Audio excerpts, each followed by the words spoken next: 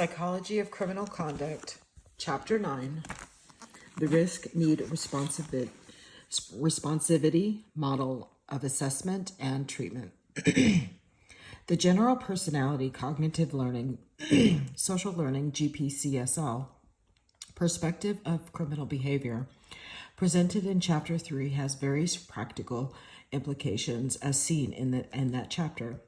GPCSL identifies the central 8 risk-need factors that are at the core of many of today's assessment instruments in the criminal justice system, Chapter 10. GPCSL also informs effective treatment programs, Chapters 11 and 12.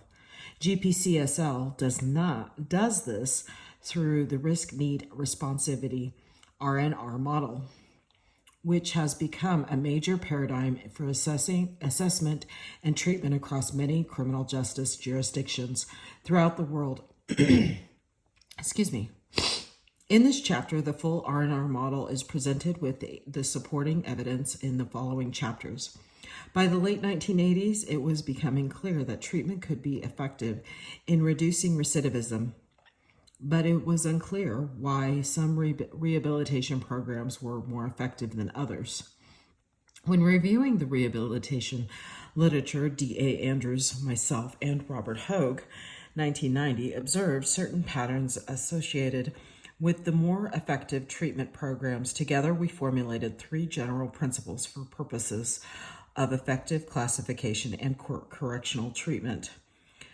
The risk, 2, need and responsivity principles. A 4th principle, professional override, was also described, but it was the first 3 that garnered all of the attention. Since then, as Table 9.1 demonstrates, others have been added, but the name RNR remains since they have the core principles. The overarching principles. In Chapter 1, a definition of psychology of criminal conduct was presented. This definition included a respect for the individual and the ethical and humane application of systematic empirical methods of investigation. The RNR model codifies this theme in Principles 1 to 3. Excuse me. Here is Table 9.1. Try and get as close as I can. There we go. This is the Risk-Need-Responsivity RNR model of the assessment treatment. So should you wish to pause this and read this at your leisure. And here's the continued version of this. I'll try and get as close as I can. Sometimes the light hits just wrong. Principle 1. Respect for the person and the narrative. Normative context is overarching, because any invention is expected to respect the norms of the social community of which it is a part. Ethicality, legality, and cost efficiency are widely appreciated standards of conduct, and all forms of human, social, and clinical services are subject to these standards. It is equally true, as indicated in Principle 1, that there is some setting specificity in the normative context. For example, it is perhaps fair to say that an ethic of caring is more readily evident in some forensic mental health settings than in some prison settings. Norms are not to be confused with the active ingredients of service. The active ingredients for reduced offending are adherence with the core principles of human service. Principles of risk, need, and responsivity under certain conditions adhere with relevant norms will have a positive impact on the treatment outcome. For example, addressing non-criminogenic needs may well enhance motivation for participation in treatment and or enhance a person's ability to participate more fully in treatment. Principle 2, the psychology theory, recommends that psychological understandings of crime can be drawn upon. If you are interested in the criminal behavior of individuals, be sure to work from the theoretical perspectives on the criminal behavior of individuals. In particular, GPCSL theory is recommended. The power of GPCSL resides in 1, the specification of major risk, need, and responsivity factors in the analysis and prediction of criminal behavior. 2, identification of effective treatment strategies of wide applicability. 3, a ready integration with biological, neuropsychological perspectives, as well as broader social structure and cultural perspectives. And 4, the flexibility to incorporate new conceptions and strategies such as motivational interviewing. Principle 3, general enhancement of crime prevention services extends the R&R model to health and other agencies outside of justice and corrections that deal with criminal justice clientele. For example, substance misuse providers are encouraged to adopt R&R services when dealing specifically with those in conflict with the law. The core R&R principles and key clinical issues. The core R&R principles were first described in 1990. Principle 4 was never stated as a principle in 1990, but was presumed here. The principle of human service is formally described. More detail on the core principles is provided because they are at the heart of clinical interventions and have been the most widely researched. Principle 4, introduce human service, the typical legal and judicial principles of deterrence, restoration, just desert, and due process have little to do with the major risk-need factors. It is through human, clinical, and social services that the major causes of crime may be addressed. Principle 5, risk. There are 2 aspects to the risk principle. The first is that criminal behavior can be predicted. The second aspect involves the idea matching a level of treatment services to the risk level of the client. This matching of service to risk is the essence of the risk principle, and it is the bridge between assessment and effective treatment. More precisely, higher risk clients need more intensive and breadth of services if we are to hope for a significant reduction in recidivism. For the low-risk individual, minimal or even no intervention is sufficient. Although the risk principle appears to make a great deal of common sense, sometimes theory and practice do not always agree. Some human service workers prefer to work with motivational lower-risk clients rather than with the high-risk resistant clients. After all, it is personally reinforcing to work with someone who listens and is willing to follow advice. The largest known test of the risk principle was conducted by Christopher Lowenkemp and his colleagues. 97 residential and non-residential programs in the state of Ohio were reviewed as to how well they adhered to the risk principle. Information was collected on the length of time in a program, whether more services were offered to higher risk clients, and the delivery of cognitive behavior programs to offenders. Providing intensive services to higher risk clients was associated with an 18% reduction of recidivism for those in residential programs and a 9% reduction for justice-involved persons in non-residential programs. Usually the effects are greater in community-based programs. Table 9.2 provides some further examples of what happens when treatment is or is not matched to the risk level of the client. In each of the studies, reduction in recidivism was for high-risk clients were found only when intensive levels of services were provided. However, when intensive services were provided to low-risk cases, they had a negative effect. This detrimental effect is not found in all studies. In general, there is a very small positive treatment for effect for low-risk offenders, R equals 0.03. Andrews and Dowden, 2006. The risk principle is interrelated with other principles. Noteworthy is Principle 11, structured assessment. In order to properly apply the risk principle, one must reliably differentiate client risk. Chapter 10 will provide the evidence that the best way of achieving useful risk assessment is through validated structured assessments. The 2 other principles that touch upon the importance of conducting a comprehensive assessment are Principle 9, breadth and multimodal, and Principle 10, strength. Here is Table 9.2, And I'll kind of clue in on that so you can kind of look at that. Principle 6, need. Many justice-involved persons, especially high-risk clients, have multiple needs. They need a place to live and work, or they need to stop taking drugs. Some have poor self-esteem, chronic headaches, or cavities in their teeth. These are all needs or problematic circumstances. The need principle makes a distinction between criminogenic and non-criminogenic needs, a point introduced when discussing dynamic risk factors in Chapter 2. Criminogenic needs are a subset of a client's risk level. They are dynamic risk factors that, when changed, are associated with changes in the probability of recidivism. Non-criminogenic needs are also dynamic and changeable, but they are weakly associated with recidivism. The argument is that if treatment services are offered with the intention of reducing recidivism, changes must occur in criminogenic need factors. Persons involved in the criminal justice system also have a right to the highest quality service for other needs, but that is not the primary focus of correctional rehabilitation. Addressing non-criminogenic needs is unlikely to alter future recidivism significantly unless doing so indirectly impacts on criminogenic needs.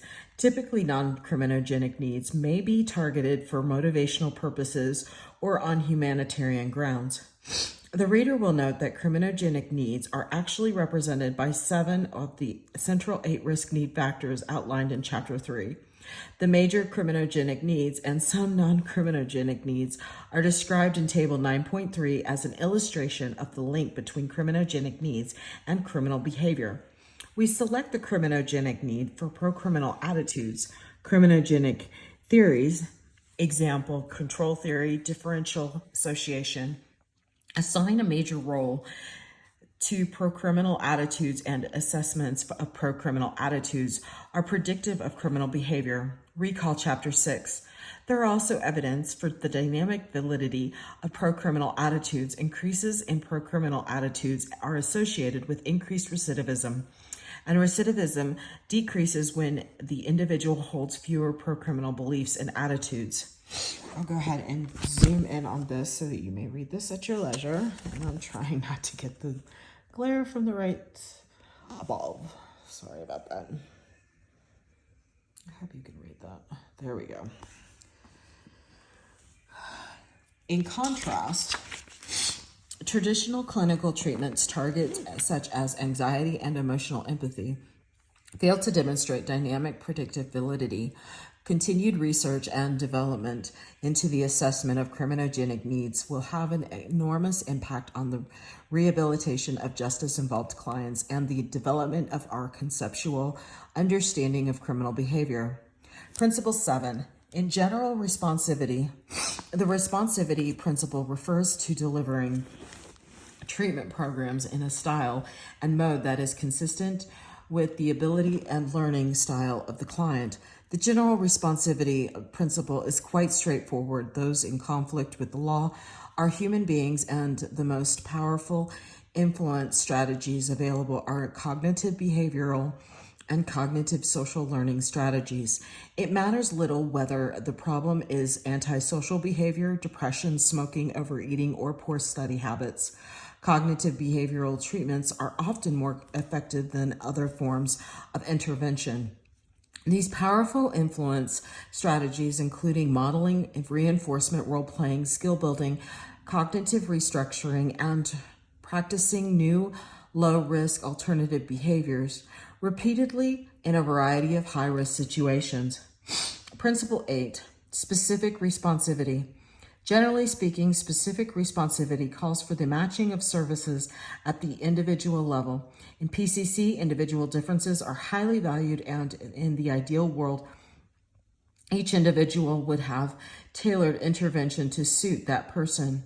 This is an impossible task, but we can and should consider some key characteristics of the client that would maximize the benefits of treatment. For example, an insight-oriented therapy delivered in a group format may not connect very well for neurotic, anxious individual with limited intelligence. Characteristics such as an interpersonal sensitivity, anxiety, verbal intelligence, and cognitive maturity speak to the appropriateness of different modes and styles of treatment service. It is under the specific responsivity principle that many of the psychological approaches to offender assessment may have their value by identifying personality and cognitive styles. Treatment can be better matched to the client. There have been a number of personality-based systems developed to guide the treatment of justice-involved adults and youths. For example, the conceptual level system, Hunt and Hart, was developed for use with a juvenile delinquents and describes 4 stages of cognitive development from egocentric thinking to an ability to think of problems from many different perspectives. Youths are assessed and categorized into one of 4 conceptual level stages, and then matched to different degrees of structured treatment. What is important in the conceptual level system and other similar systems is the idea of differential treatment, that is, a certain treatment strategy and or therapists that are matched to the characteristics of the client. Another important psychological factor under the specific responsivity is motivation for treatment. Motivation for treatment is an important area of research and was touched upon in the last chapter, whereas in the area of substance misuse, some of the principles of motivational interviewing have relevance to general and sexual offenders. Increasing motivation may be particularly important with high-risk clients who tend to drop out of treatment. If we are to adhere to the risk principle, then we must ensure that the high risk remain in treatment. Principle 9, breadth and multimodal, highlights the importance of targeting multiple criminogenic needs when working with high-risk cases. The higher the risk, the more criminogenic needs become evident. Thus, addressing only 1 or 2 criminogenic needs among high-risk clients does not go as far as targeting the multiple criminogenic needs of these individuals. Principle 10, strength has implications for both the accurate prediction and recidivism through structured assessment. Principle 11, and for specific responsivity. To date, however, there are few examples in the practical world of risk assessment that actually demonstrate improved accuracy when considerations of strengths and risks are combined. However, when it comes to treatment, building upon strengths, even the high risk will have a strength, can be an effective counterbalance to the criminogenic needs presented by the client. The R&R model is not simply about risk. Principle 11, structured assessment, underscores the evidence that the validity of the structured assessments exceeds that of unstructured professional judgment. To follow the risk principle, one must reliably differentiate low-risk cases from high-risk cases, and structured risk assessments do a better job at this than unstructured judgments of risk. Principle 12, professional discretion, recognizes that professional judgment on rare occasions may override structured decision-making. This principle was present in the original 1990 formulation of R&R as the override principle. However, this principle also stresses that the use of professional discretion must be clearly documented and empirically defensible. Organizational principles, setting, staffing, and management. Principles 13 through 15 stress the importance for management for support the integrity of R&R programming. Staff cannot deliver programs and services in adherence to R&R without the support of their own organization and those of other agencies, mental health, social services, etc., that can support rehabilitation efforts. Note that the relationship and structuring skills inherent in staff practice draw directly upon the GPCSL-based interpersonal influence strategies and behavior change approaches. Principle 13, community-based highlights the enhanced effectiveness of the R&R-based programming in community settings. When interventions are delivered in the community, one can capitalize on the prosocial supports that are more readily available compared to the supports available within custodial settings. There is also less of an influence from pro-criminal others in community settings. This does not deny the importance of R&R interventions in closed settings. Within custodial environments, R&R treatments do work, but not to the same extent as when the interventions are delivered in the community. Principle 14, GPCSL-based staff practices required organization to train staff in relationship and structuring practices. Principle 14 is quite specific on the relationship and structuring skills needed to perform optimally. Furthermore, the mental health and substance use treatment agencies that provide services to justice-involved clients have an obligation to support these skills.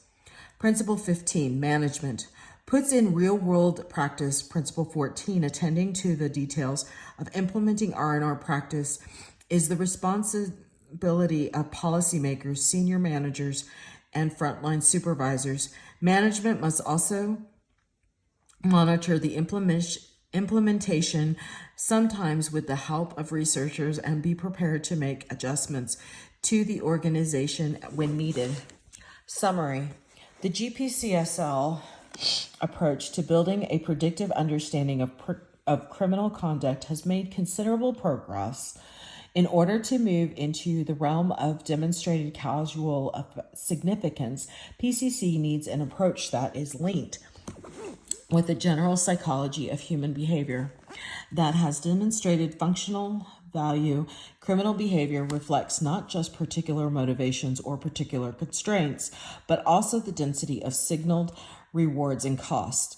In the context of GPCSL, crime cannot be understood without understanding whether the personal, interpersonal, and community supports for behavior are favorable or unfavorable to crime.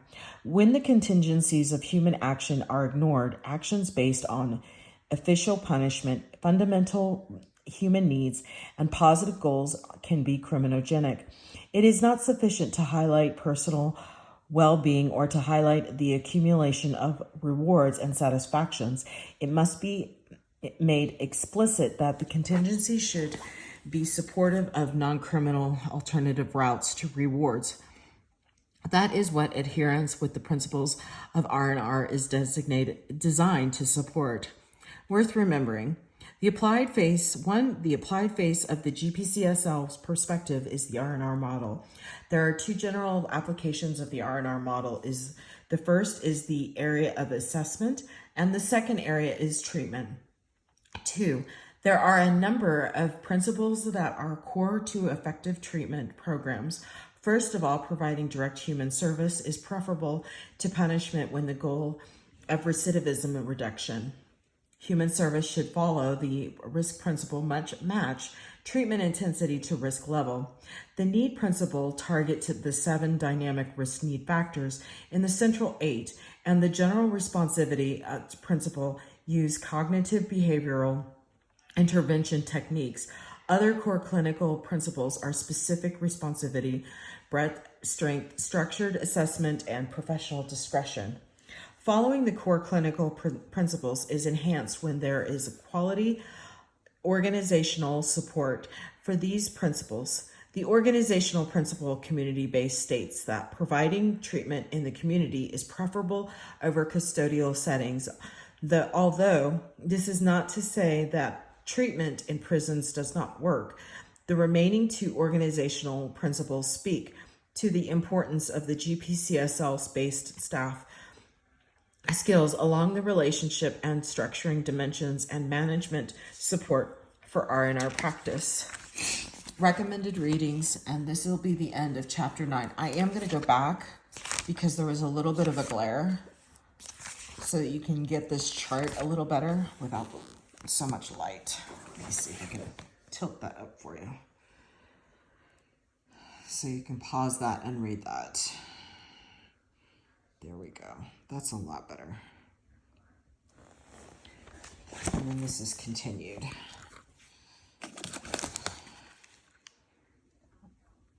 And I think that's good enough. Thank you very much.